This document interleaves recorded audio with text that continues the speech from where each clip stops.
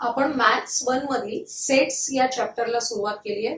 Sets या chapter मधील set हा कन्सेप्ट, त्यानंतर methods of writing the sets, types of sets, equal sets असे 4 व्हिडिओज या अगोदर आपण बघितलेले आहेत. या व्हिडिओच्या लिंक आजच्या या व्हिडिओच्या डिस्क्रिप्शन मध्ये दिलेल्या आहेत. आज आपण Venn diagram, subset, universal set हे कन्सेप्ट पाहणार आहोत. सुरुवात करूया आपण व्हेन डायग्रामने. व्हेन डायग्राम लक्षात घ्या, कोणतीही गोष्ट जेव्हा आपण चित्राच्या साहाय्याने, डायग्रामच्या साहाय्याने एक्सप्लेन करतो, पाहतो, तेव्हा आपल्याला ती लवकर समजते. याच गोष्टीचा विचार करून ब्रिटिश लॉजिशियन जॉन व्हेन याने फर्स्ट टाइम सेट रिप्रेझेंट करण्यासाठी क्लोज्ड फिगर्सचा उपयोग केला. आणि या ज्या closed figures represented to use the sets are called as Venn diagrams. Closed फिगर्सचा अर्थ काय?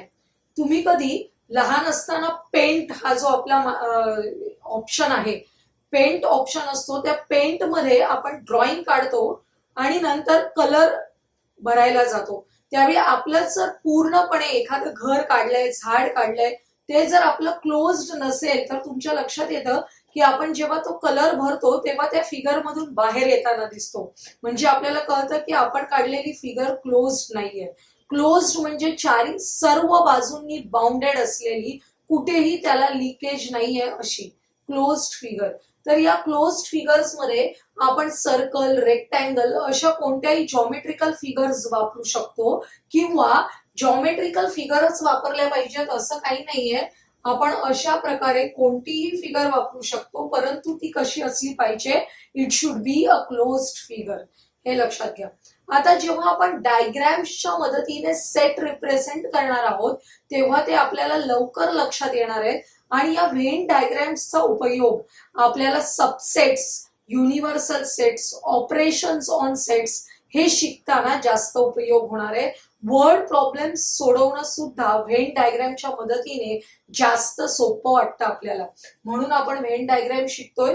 बघा, British logician John Venn was the first to use closed figures to represent sets. Such representations are called Venn diagrams. हे आपण बघितलं. Closed figures ही महत्वाची गोष्ट आहे. फर्स्ट एक्झाम्पल घेतलं, ए इज अ सेट. 1, 3, 5, 7, 9 असे एलिमेंट्स आहेत. काय आहेत बघा हे? These are odd numbers up to 9.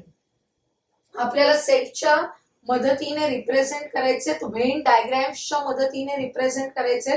त्यासाठी मी सर्कल काढलेलं आहे. आपल्याला उत्तर पत्रिकेत आपल्याला आन्सर्स लिहिताना सर्कल, रेक्टँगल अशा फिगर्स काढणं जास्त सोपं जातं.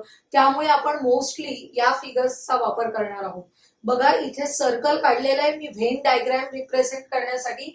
हा जो सेट ए आहे ते ए नाव आपण एका कोपऱ्यात द्यायचंय आणि यातले जे एलिमेंट्स आहेत ते असे काही अंतरावर लांब लांब लिहायचे. त्याचं लोकेशन कुठेही असू शकतं, त्याला काहीच नियम नाहीयेत. एवढंच की याच्यामध्ये जेवढे एलिमेंट्स आहेत ते सगळे एलिमेंट्स आपण रिप्रेझेंट केले पाहिजेत. बघा, हा झाला सेट ए. इथे सेट बी घेतलाय ज्याच्यामध्ये ए, बी, सी, डी, ई, एफ हे आपले अल्फाबेट्स आहेत. आणि हा सेट बी रिप्रेझेंट करण्यासाठी आपण रेक्टँगल ही क्लोज्ड फिगर वापरलेली आहे. बी हे जे सेटचं नाव आहे ते आपण एका कोपऱ्यात लिहायचंय. आपण ऑलरेडी शिकलेलो आहोत, sets are represent by the capital alphabets. आपण सेट्स ऑलवेज कॅपिटल अल्फाबेट्सने रिप्रेझेंट करतो. त्यामुळे यातले हे जे लेटर आहेत ते आपोआप डिस्टिंग्विश होत आहेत या बी पासून. आणि याच्यामध्ये असलेले सगळे लेटर्स आपण आपल्या पद्धतीने लिहू शकतो. याच्यामध्ये लेटर्स सर्व असले पाहिजेत, हे मात्र आपण कटाक्षाने लक्षात घ्यायचं आहे. आपण नेक्स्ट कन्सेप्ट बघूया, सबसेट. सबसेट म्हणजे मराठीत त्याला म्हणतात उपसंच. सबसेट म्हणजे काय? बघा, आपण इथे डायरेक्ट एक्झाम्पल्सने आधी बघूया, नंतर आपण डेफिनेशन कडे जाऊ. पेपरमध्ये आपल्याला कुठेही मॅथमॅटिक्स मध्ये डेफिनेशन्स लिहाव्या लागत नाहीत. त्यामुळे डेफिनेशन्स पाठ करायच्या नाहीयेत. आपल्याला त्या एक्झाम्पल्स मध्ये वापरता आल्या पाहिजेत, एवढंच आपल्याला लक्षात ठेवायचंय.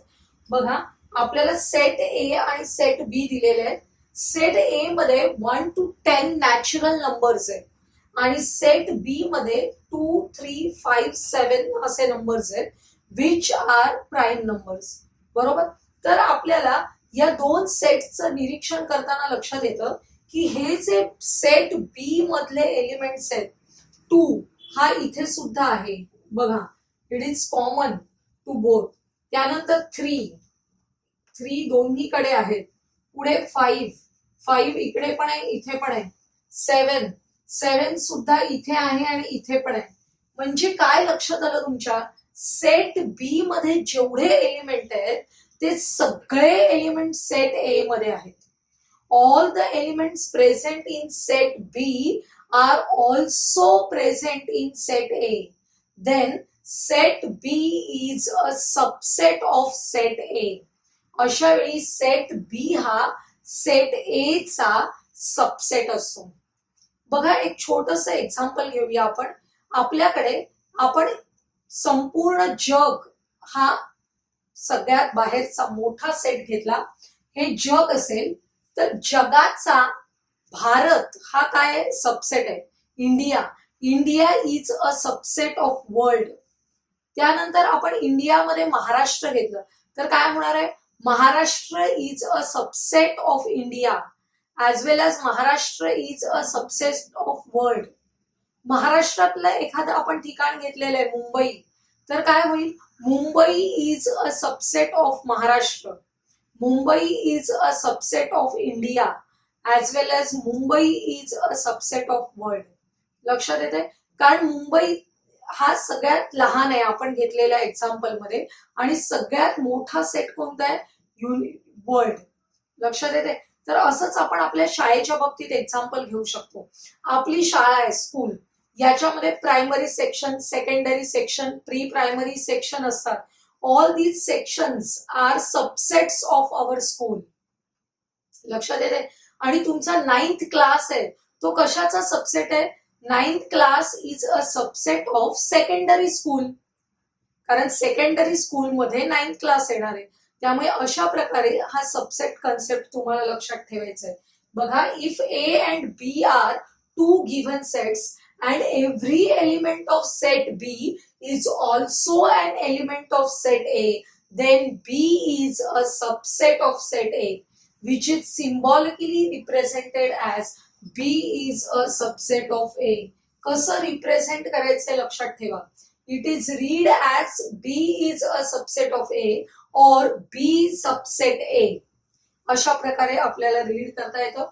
हे जे दोन सेट्स आहेत ते जर आपल्याला व्हेन डायग्रामच्या मदतीने रिप्रेझेंट करायचे असतील तर कसे रिप्रेझेंट करता येतील.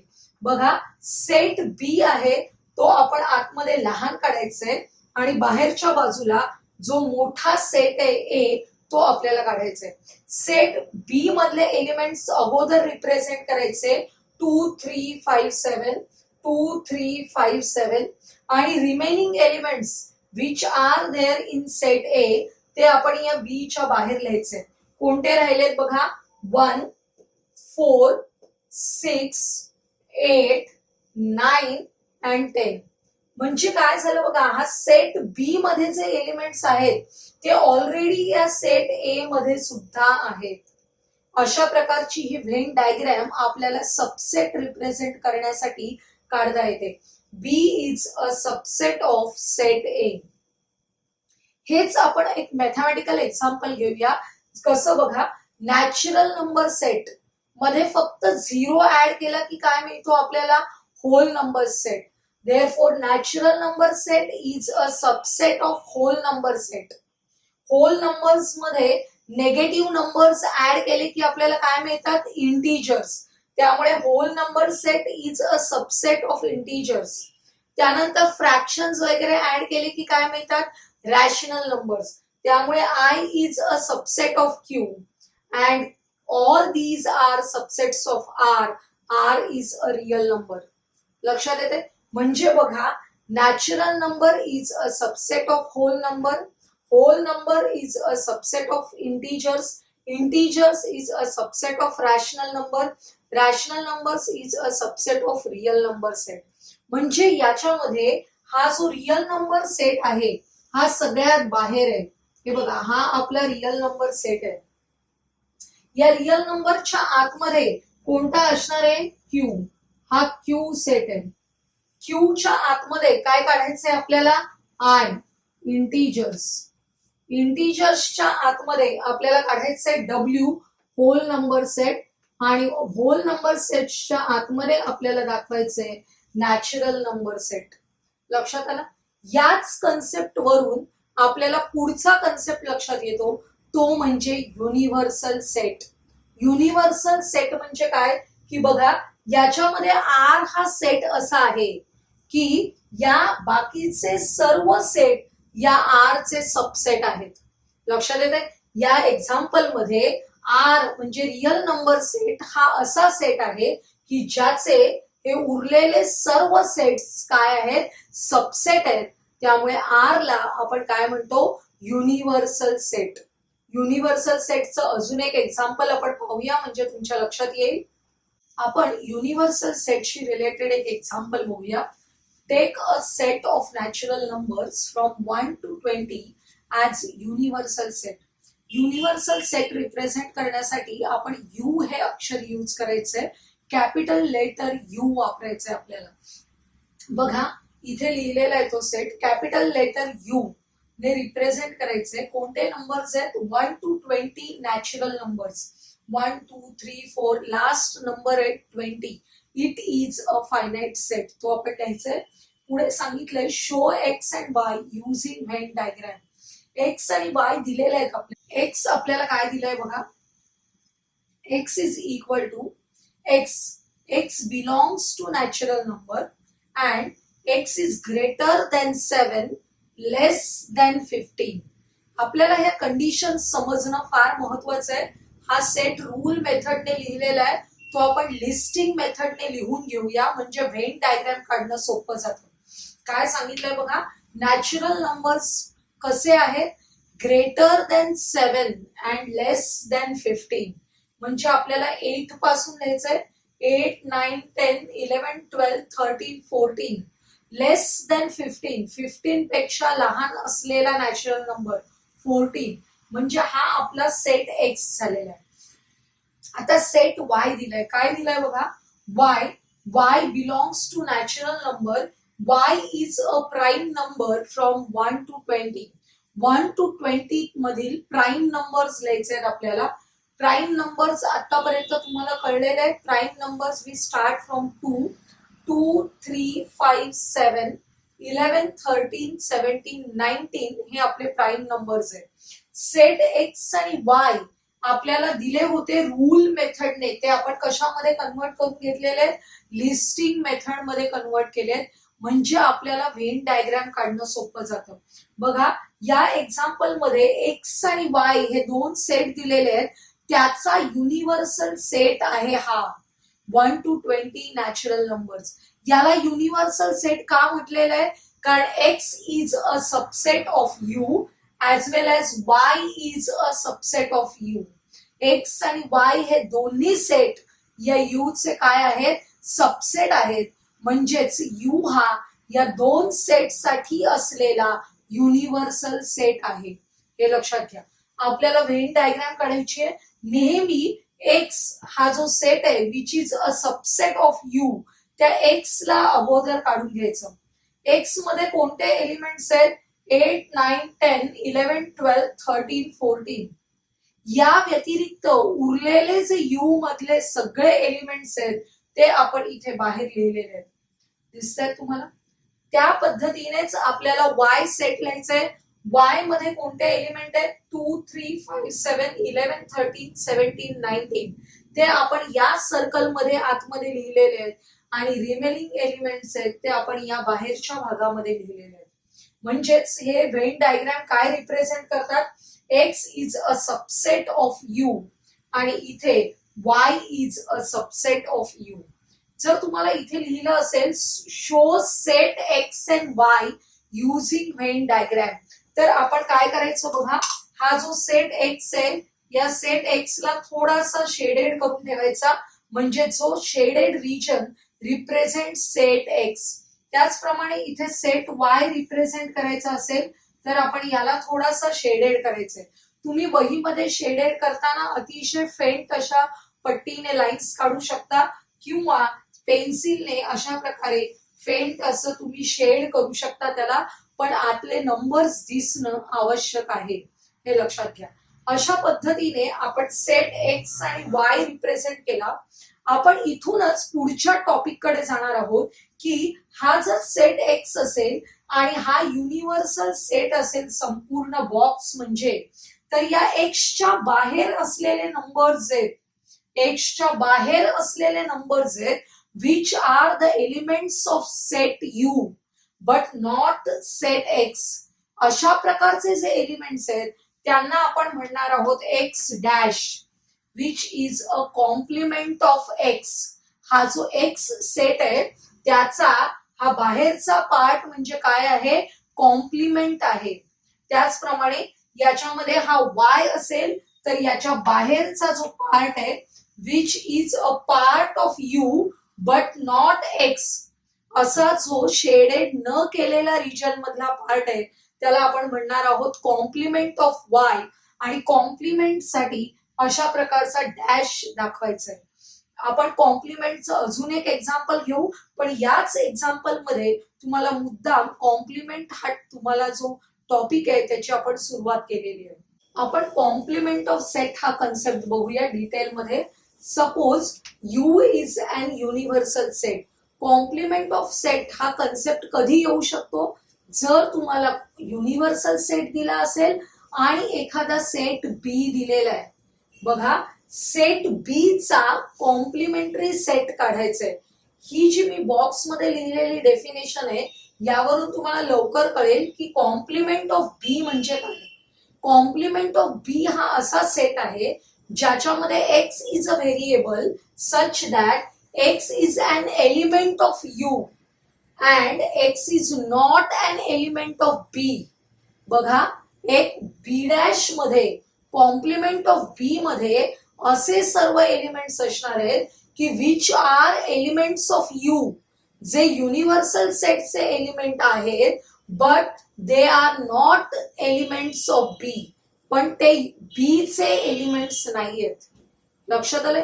अशा प्रकारचे सर्व एलिमेंट्स. बघा, if B is a subset of U then the set of all elements in U which are not in set B.